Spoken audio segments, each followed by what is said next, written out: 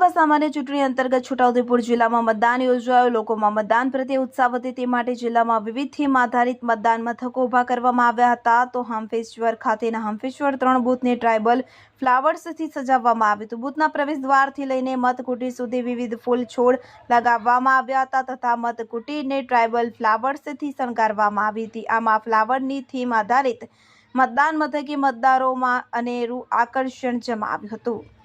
शेख मुजफ्फर नजर, छोटाउदेपुर।